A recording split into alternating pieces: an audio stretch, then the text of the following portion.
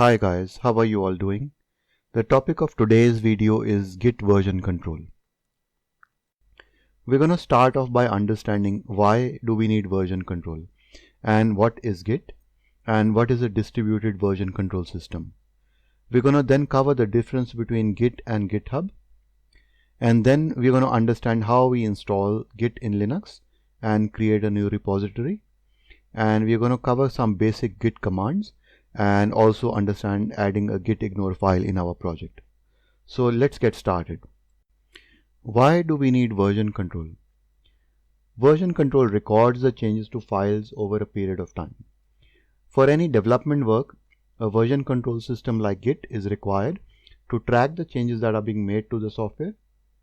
For a team of developers working on the same project or application, version control allows the team to collaborate together and deliver the changes. Git will allow you to check the history of changes, revert back to a prior version, check for differences, maintain multiple versions of the software, maintain experimental versions of the product without interfering with production code. And there are many more features Git can offer.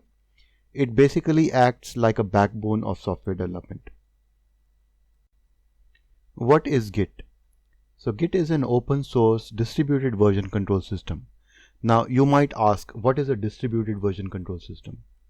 So in a distributed version control system, every developer has a local copy of the entire history and versions of the files for a given software. To understand a distributed version control system, let us visualize this diagram. Here we have three developers working on an application. The Git server is hosting the source code repository, which contains all the files that are part of that application. Each developer can clone a copy of that repository in their local working environment. They can pull the changes to the repository from the Git server to their local development environment, or they can push the changes back upstream into the Git server. And whenever they make changes to any files in that application, they can change their working copy and commit those changes back into their local repository. They can then push those changes upstream into the Git server, or they can pull changes from other developers who are simultaneously making changes to other parts of the application. So this is basically how a distributed version control system works. Now some people might ask, what is the difference between Git and GitHub? So Git is a version control system that tracks your source code history, whereas GitHub is a cloud-based hosting service that lets you manage your Git repositories. It is also possible to set up your own private Git server to host your application source code repositories.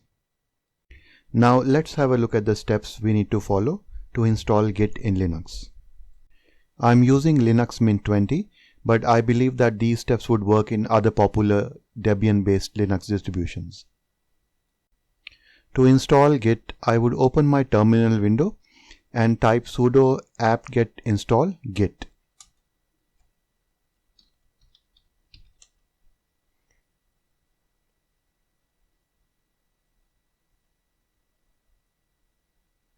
And once that is completed, it would have already installed and set up Git. I can verify the version of Git that is installed by just typing git -- version. Now let's go ahead and create our first Git repository. To store my repositories, I have created a folder called my repos. So I'm just going to go in there.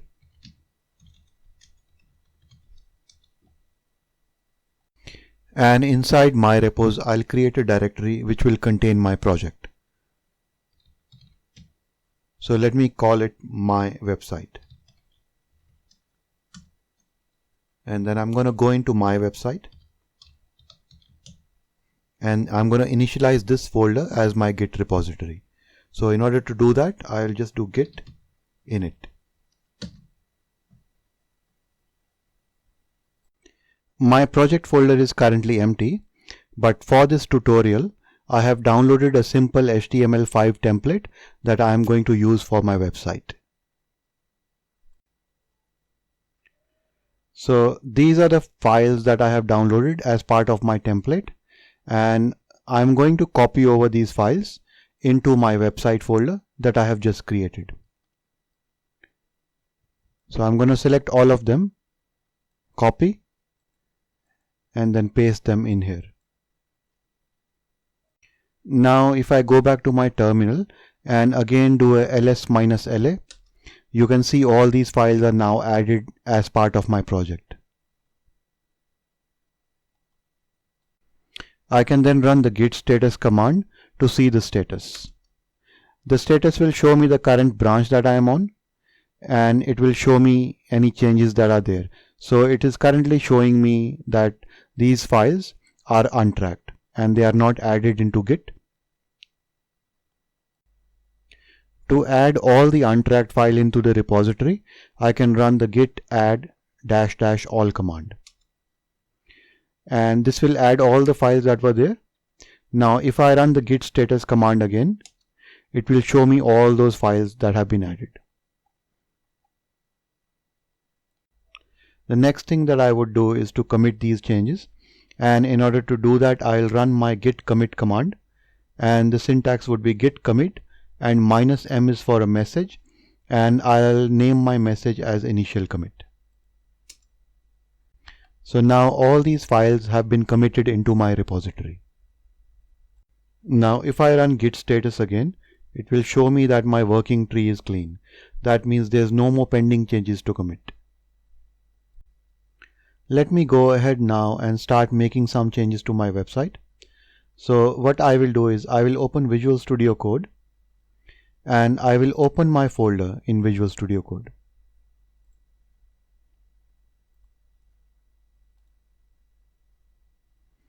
And now all these files are available, so I will start editing these files.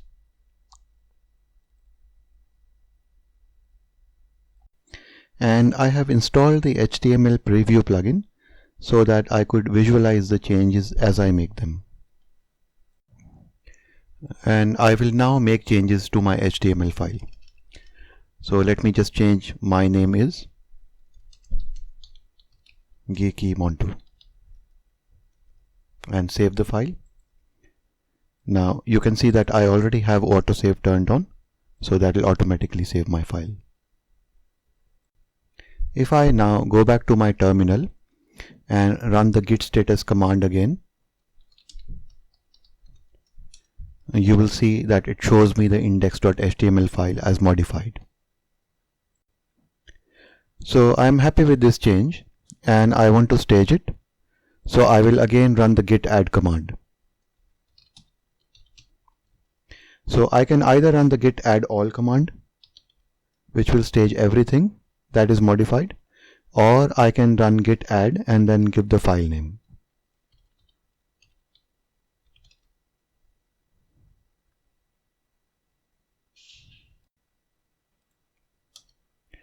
So now I have staged that file. Again, the status will show me that this file is now added, and I can commit this file using the git commit command. And I will provide a message.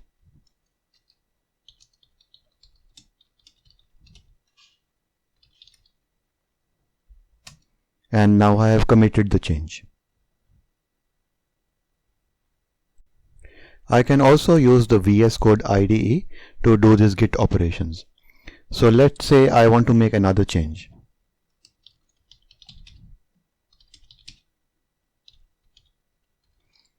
And I'm changing this paragraph to say welcome to my website,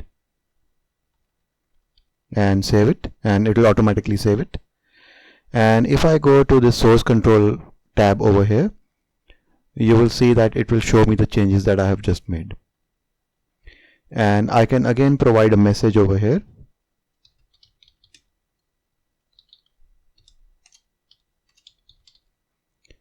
And I can first stage these changes by doing the add button, and then I can commit these changes.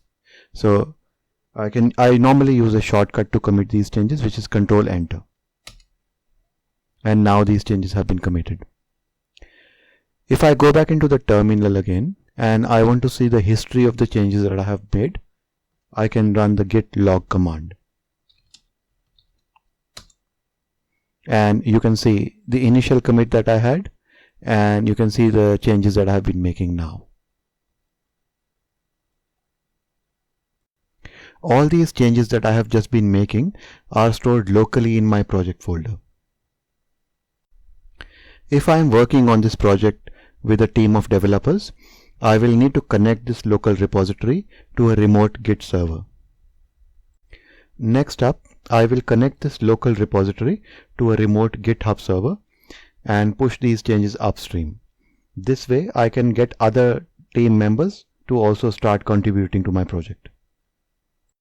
So I have opened GitHub and logged into my account, and next I will create a new repository, and let me call it my website.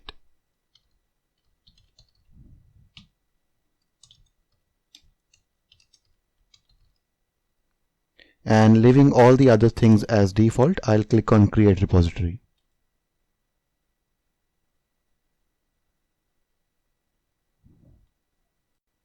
Now some instructions are already given here, but we know that we have already initialized our local repository and we have also committed a few changes in our branch.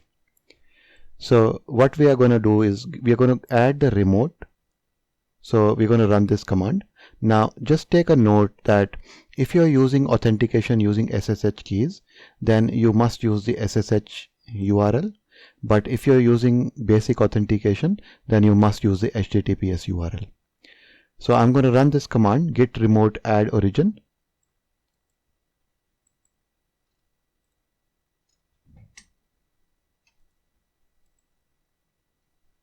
And instead of using the SSH URL, I'm just going to provide the HTTPS URL.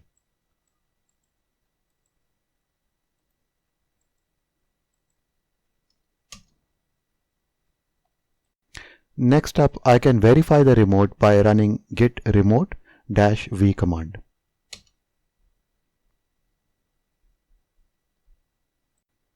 And then I want to push all my changes that I have committed locally to the upstream server.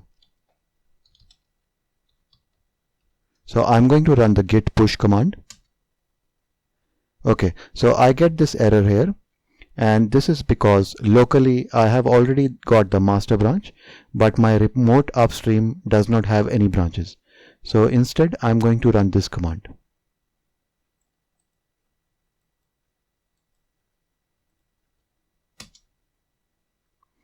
Okay, so now because I have set up the basic authentication using HTTPS, it's asking me for a username and password. So I'm going to provide my username and password.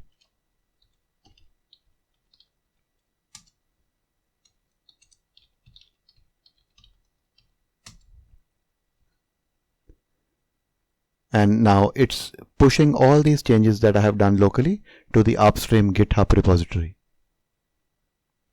And if I go back now and just refresh this, you will see that all the changes that I have made are actually appearing over here. And if I just quickly have a look at the index page that I modified, and you will see that it actually has the changes that I made. This one and this one. Next up, we are going to add a gitignore file into the project. We need to use a gitignore file if we want to ignore certain files from getting tracked into the Git repository. Say I want to save this project into a workspace file. So I go File and Save Workspace As, and let me name it as my website.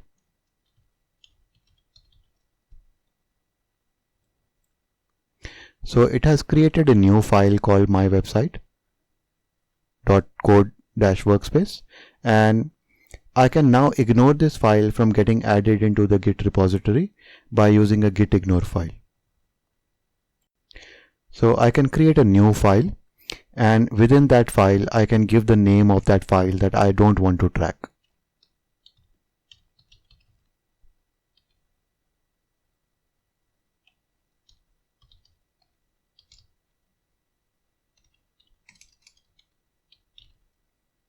and then I can save that file. Remember, when saving the file, name this file as .gitignore.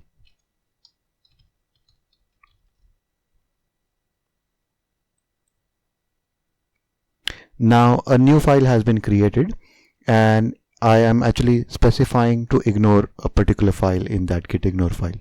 So I can add as many files as I want, and I can also use wildcards. I will again add and commit these changes.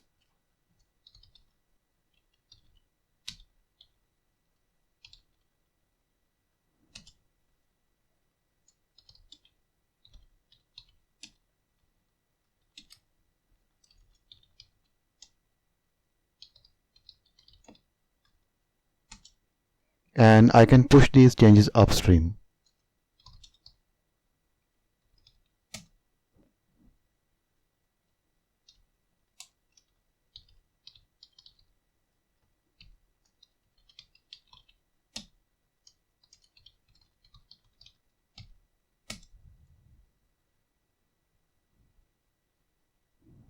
And now these changes have been pushed upstream. If I go back into my repository and I go back and refresh this, you will see that the gitignore file has been added, the latest commit, and you will see that the project workspace file that I created is no longer part of this repository. So it will stay available locally on my hard drive, but it will never be committed into the repository. So in today's video, we have covered some basics of Git and GitHub and how to use some basic Git commands. I hope you find this video useful, and thanks a lot for watching.